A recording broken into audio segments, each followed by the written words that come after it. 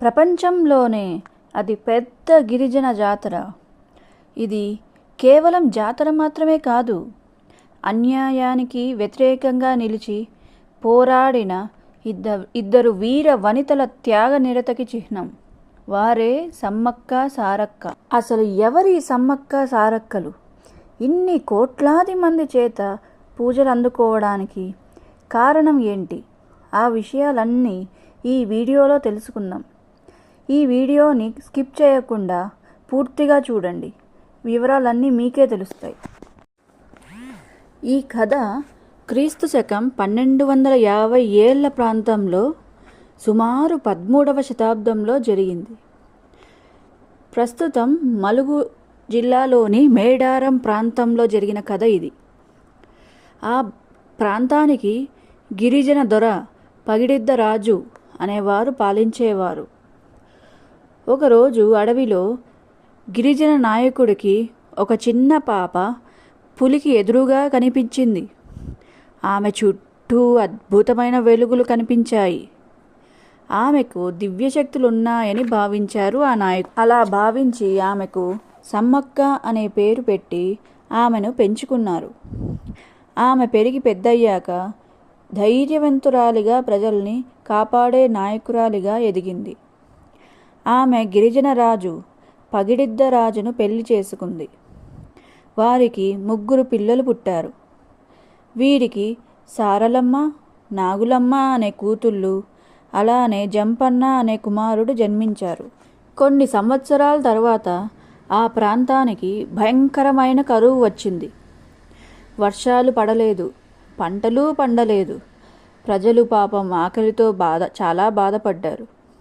ఆ సమయంలో మేడారం ప్రాంతం కాకతీయ సామ్రాజ్యానికి సామంతులుగా ఉండేవారు.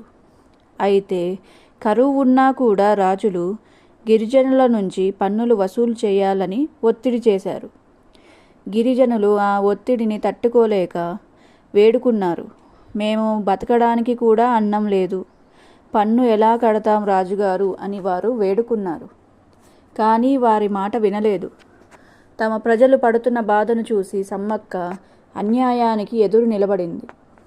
రాజు ఆజ్ఞను తిరస్కరించి కాకతీయ రాజ్యంపై యుద్ధానికి సిద్ధపడింది. ఇది ఒక సాధారణ యుద్ధం కాదు, ఇది ఒక ఆత్మగౌరవం, జీవన హక్కు కోసం పోరాటం. కాకతీయ సామ్రాజ్యానికి రాజైన ప్రతాపరుద్రుడు తన సైన్యాధ్యక్షుడు యుగంధరుడి నాయకత్వంలో మేడారంపైకి భారీ సైన్యాన్ని పంపారు. గిరిజనులు కాకతీయ సైన్యం మధ్య వీరోచితంగా పోరాటం జరిగింది. ఈ యుద్ధంలో పగిడిద్ద రాజు, సారలమ్మ మరియు నాగులమ్మ వీరమరణం పొందారు. యుద్ధంలో తీవ్రంగా గాయపడిన జంపన్న అవమాన భారంలో సమీపంలోని సంపెంగ వాగులో దూకి ప్రాణత్యాగం చేశారు.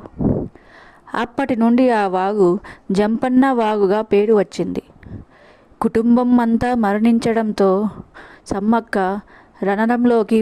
రణరంగంలోకి దూకి కాకతీయ సైన్యాన్ని గడగడలాడించింది.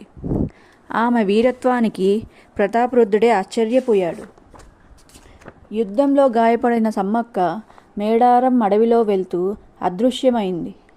ఆమె కోసం వెతికిన గిరిజనులకు అక్కడ ఒక కుంకుమ భరణి, నెమలి ఈకలు కనిపించాయి.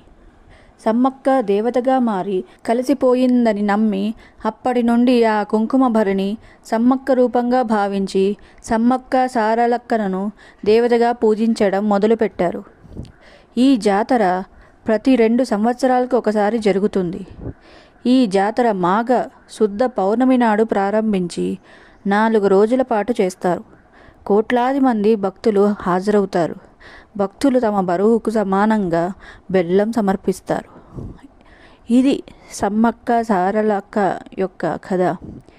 ఈ కథ వల్ల మనము నేర్చుకోవాల్సింది ఏంటంటే అన్యాయానికి ఎప్పుడూ ఎదురు నిలబడాలి. ఈ వీడియో కనుక మీకు నచ్చినట్లయితే లైక్ చేయండి, షేర్ చేయండి. మరిన్ని ఇట్లాంటి ఆధ్యాత్మిక వీడియోల కోసం మన ఛానల్ని సబ్స్క్రైబ్ చేసుకోండి.